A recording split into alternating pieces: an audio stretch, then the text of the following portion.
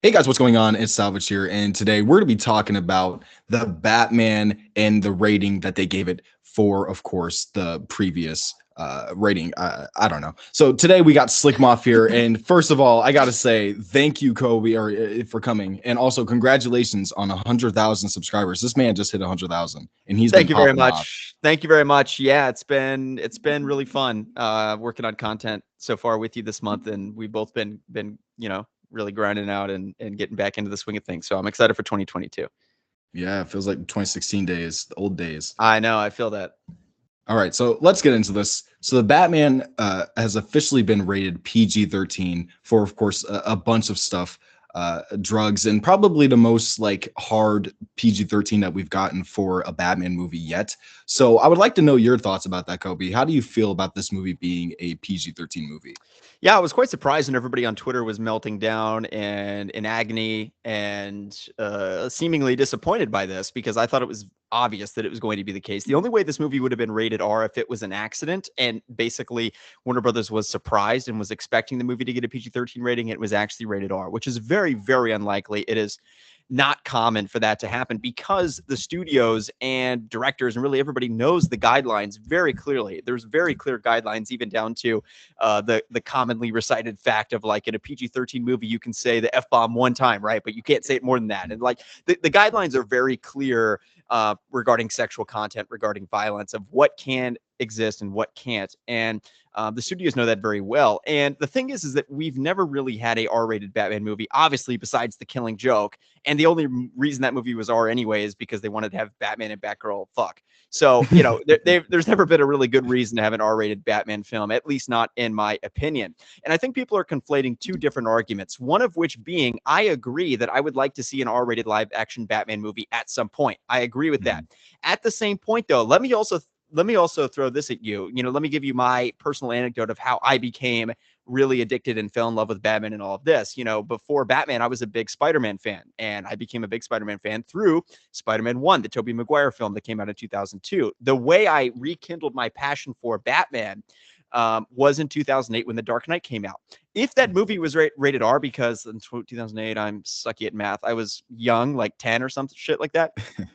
Uh, if I had seen that movie, or if that movie had came out and it was R-rated, I would have probably never experienced it. I would probably not be a Batman fan to this day, because the reality of it is these big tentpole movie releases are the reason that fans, like, people become fans. People don't become fans very seldom because of the comic books. People buy the comic books because they watch a movie, they fall in love with the character, they want to see more about that character. Very few people reverse engineer that and start by reading the comics. Again, yeah, people in the comments will say, oh, I'm an exception, I've been reading comics since I was a kid.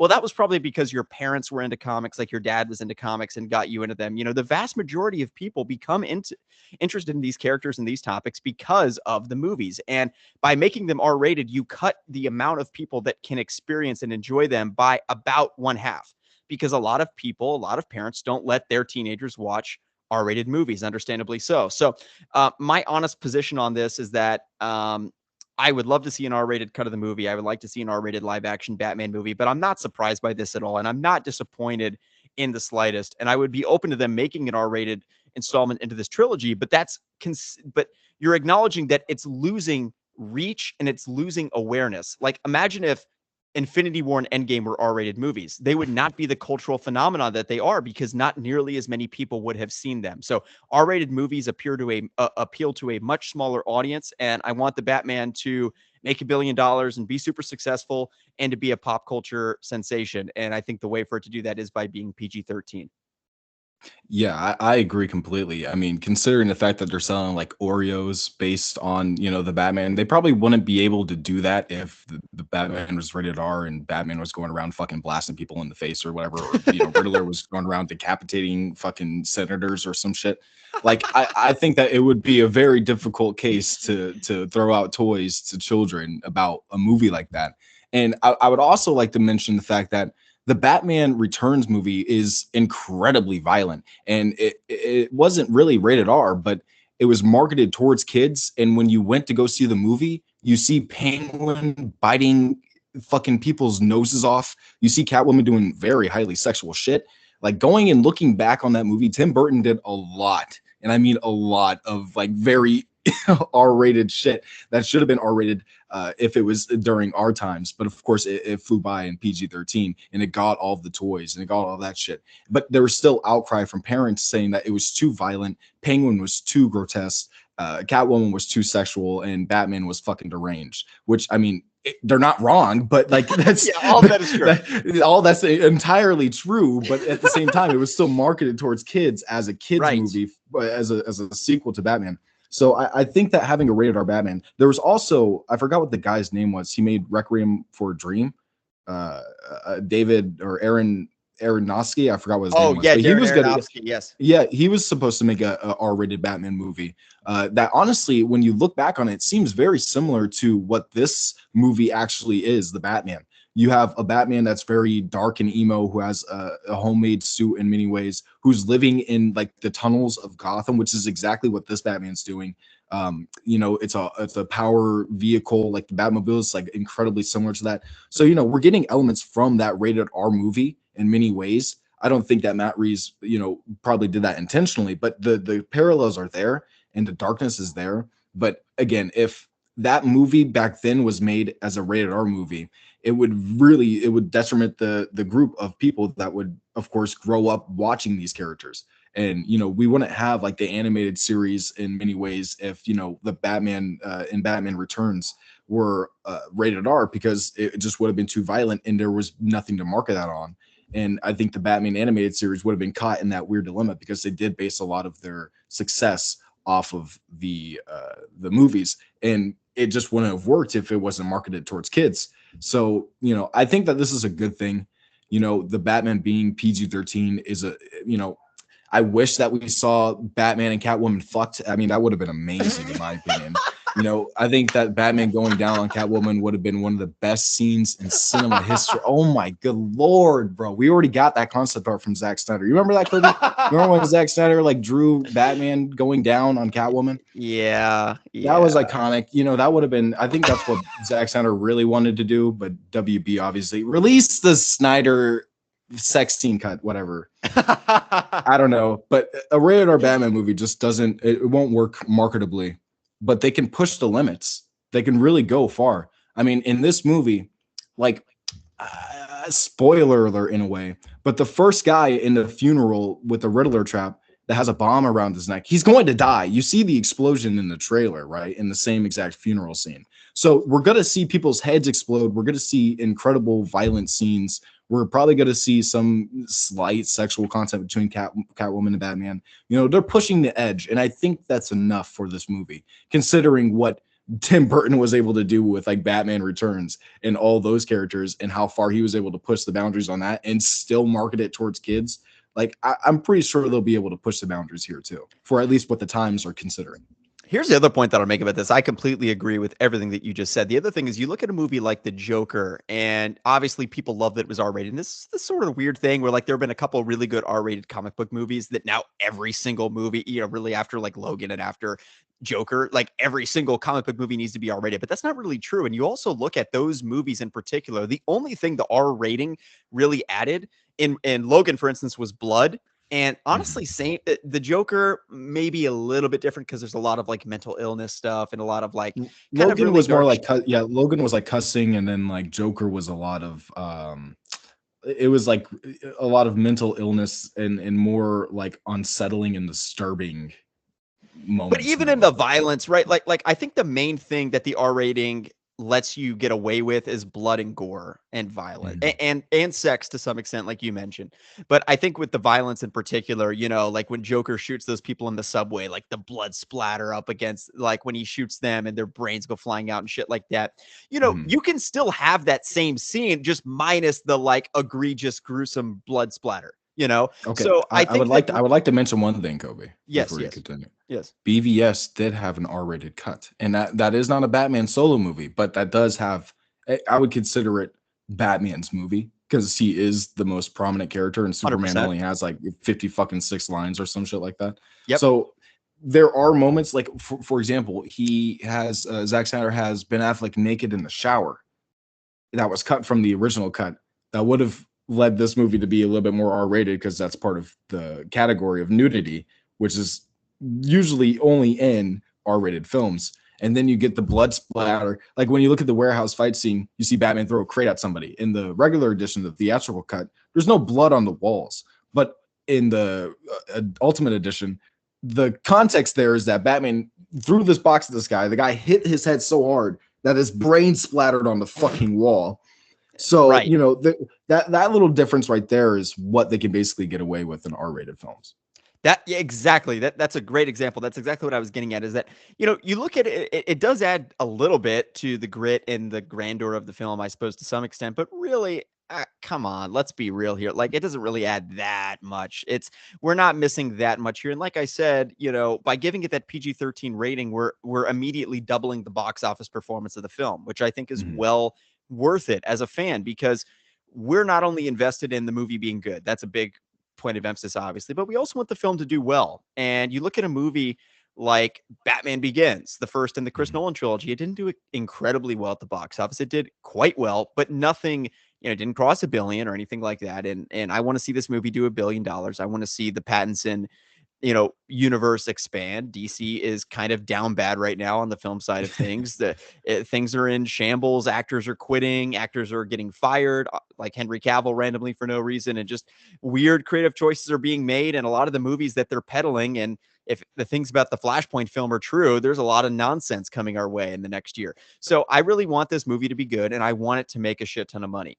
So between those two things, I want the movie to be PG-13, and that's kind of just where I land on it. With that being said, what I would be down for is for them to do exactly what they did with BVS. Release the 4-hour ultimate cut of this movie with R rating and animate in all the blood and gore and sex that your heart desires, and I'll be here for it to watch it. But I think for a theatrical cut, that this is the right decision. And already, by the way, I wanted to note that they're making a very bold decision by making this movie almost 3 hours long. Like, that Oh yeah. already is going to impact, well, maybe will impact the box office performance. I mean, one of the highest grossing movies of all time, Titanic, is 3 hours and 14 minutes long. So maybe I'm wrong. Maybe the length has nothing to do with it. But generally speaking, um, more casual fans might be turned off by that length. So I think it's too much. It's like too out there to make a movie that's not only 3 freaking hours long, but also is R rated and is also like Mhm. incredibly violent and gruesome. I just don't think that that's a good combination from a marketability perspective. And so many people, particularly on film Twitter, get in this bubble where it's all about like the cinema, man. It's all about the cinema. And I'm with that. I totally get it. I lived in LA for many years, and I met a couple of filmmakers, and I'm all on board with cinema and art and all that shit. But come on, this is a business. Let's be real here. This is a business. Warner Brothers is trying to make money. They're going to make more money by being PG-13, and the movie's still going to be great. So let's all relax and take a breather and get excited to see the Batman in March. Yeah. I have a question though for you. Yes. Do you think a R-rated Batman movie would be successful, like in the long run, if they do release, like, let's say a 2 hour long Joker-esque Batman movie where it's not necessarily grounded, but they do a rated R thing where it's like very, very gory. It's fucking there's Catwoman just being pounded left and right. You get these fucking scenes of like Riddler just like sawing people's fucking heads off. Like, would you think that would be a So good. successful? Because let's be honest, Joker is a fucking phenomenon. Like, for some reason, that movie hit 1 billion, and it Yeah. was like one of the most talked about movies at the time when it came out. So if Batman went in that direction, became that controversial, and tried to pull that R rating and like market that as the main marketing strategy, do you think that would work? 100%. And that's the main counterpoint that people use against my arguments. They'll say, well, but Joker made $1 billion and it was R rated. Yes, but like you accurately noted, that was like a phenomenon. That was a very, very unique flashpoint in history, pun intended, where something just became this huge sensation that is not very common to happen to a movie. And again, we didn't even see that with like Batman Begins. The only other thing that could really rival that would be like the Dark Knight for Warner Brothers on the DC side of things. Okay, so no, I do think Joker is an exception rather than the rule, but I do think that a R-rated Batman film could do well, particularly if it tells certain stories that audience is really interested in. And what the audience has shown consistent interest in is the Joker. Mhm. So if I were a WB exec, I would probably, I would consider doing an R rating for the second movie in this trilogy and to tell the Killing Joke in live action for the first time. That would be pretty cool. I guess you could say they kind of did in 1989, but not really. And they definitely did in 2008. So, yeah, I think there's an avenue for an R-rated Batman solo film, and I think that the Joker's the perfect character to do that with. Um, I don't think they'll do it though. I think this whole trilogy will be PG-13, but that's just my guess. Oh yeah, I think this Pattison trilogy. I mean, they're trying to make shows off this. I'm pretty sure they're full steam ahead on like trying to put Robin in here too. And let's be honest, Robin, they're if they put Robin in this movie, they're never gonna fucking do R rating. So No, no, and they shouldn't.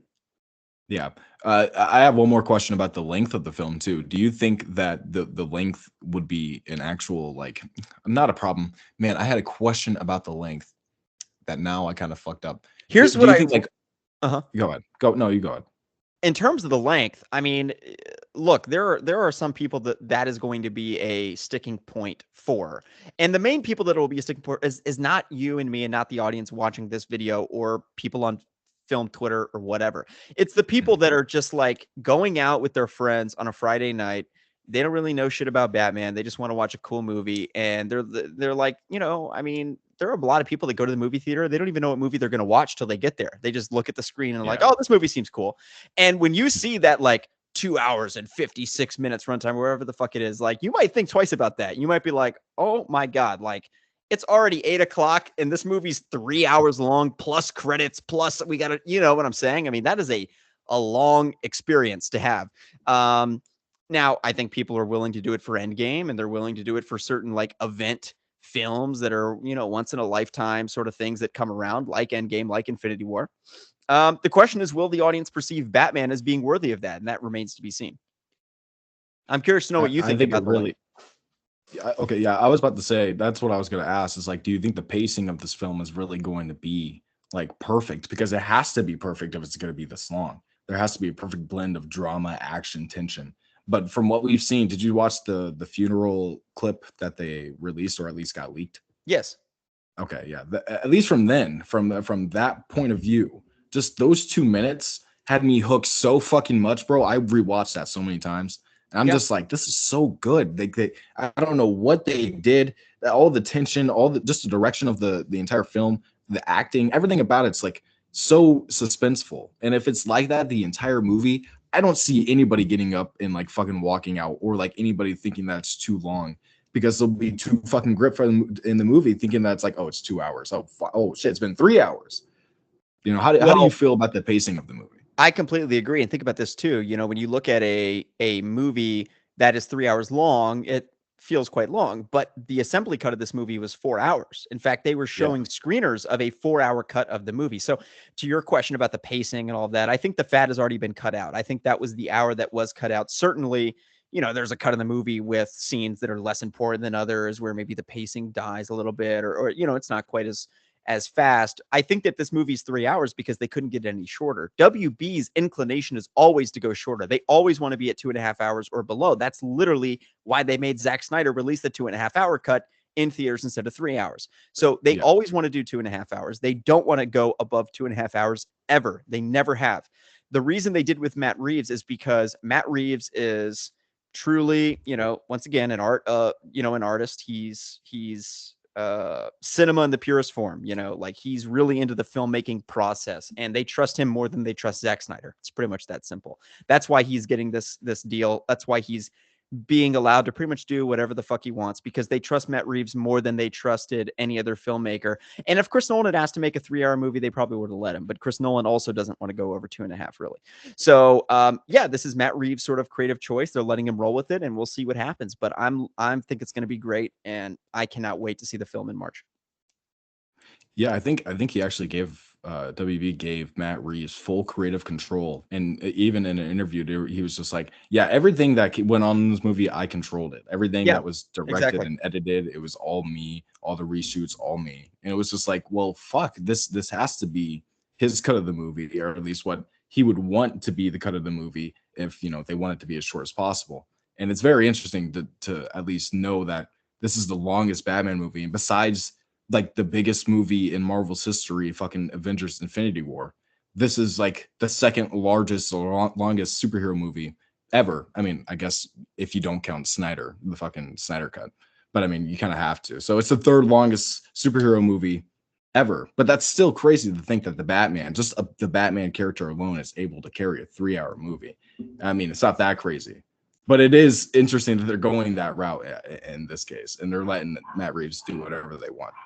I completely agree. I mean, they trust him a lot, and we're about to find out if that's a good decision or not. I think that it is. I will say I don't have as much experience with his filmography as other people, so other people might be more excited uh, for certain assets of his creative vision and all of that than I am, just because I'm not a huge fan of the Planet of the Apes films or anything like that. But with that being said, What? No, I haven't Okay, seen them. you know what? Oh my gosh, I was about No, to I say haven't seen them. you gotta watch them, bro. They're really good. Okay, so the first one isn't made by him. It's okay. But the Dawn and War are like the best. They're really, really good. Look, bro, And I never been so encapsulated by fucking apes talking to each other. Like, what the fuck is that? Like, he could do that. And like they didn't really talk in the first movie, so they didn't have that ability to really direct like apes talking. But as soon as Matt Reeves came along, bro, sign language, they're fucking speaking. It's like the apes carry the movie. The apes carry the movie. When do you ever hear somebody say that about a movie? I think that's the first time I've ever heard that. So go watch the apes movies. I got to check it out. I'll check it You out. got it. But no, I think that he's going to do a great job. I think that this is such a great cast, and I can't wait to see the movie. But yeah, guys, don't be ridiculous. Don't be like triggered that this movie's not rated R and that whatever. There's not going to be like extreme blood and guts and all of that. Like this is going to be there's going to be plenty of violence to go around. So just relax. Yeah, I agree. So thank you guys for watching. Of course, go check out Slcmof's channel. He'll probably be at like 110,000 subscribers or some shit by the time this video comes out. So go ahead and subscribe to him and give him more support. Do you have anything else to say, Kobe? No, I really appreciate you having me on as always, man. And we're about to record another collab for my channel. So it's just stay tuned for more videos coming from both of us here in the next couple weeks. Fuck yeah. So thank you guys for watching. Don't forget to like, comment, subscribe. I'll see you guys in my next video. Peace out.